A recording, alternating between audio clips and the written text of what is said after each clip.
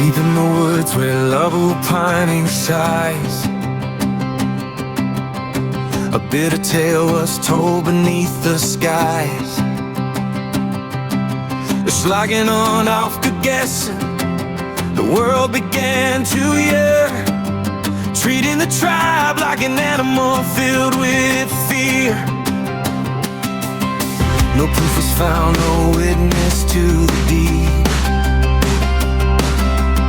sown by the ghosts of the colonials' greed. But God looked down from his throne on high and sent two seeds beneath that valley sky.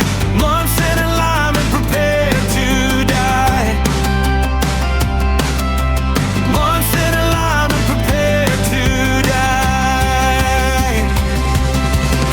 We walked in scorn before the grace of light, a broken nation in the dead of night, called savage and blind by the elite and the wise, a tragic shadow in the world's cold eyes. But God works in ways that the proud cannot find, to humble the heart and to change the mind. So no man may boast of the power he showed, for out of the valley salvation flowed.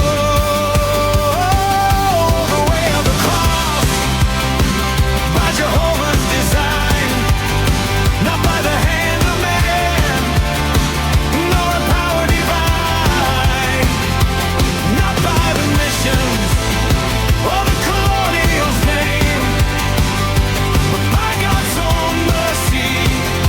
He carried our shame. From the blood of the martyrs, hope started to bloom. From the depths of dishonor, he conquered the gloom and led us to freedom, away from our tomb. We honor the witnesses, the brave and the bold, who brought us the light as the story was told. But we worship no man, for no man is a god. Only Christ bore the cross on the path that he trod.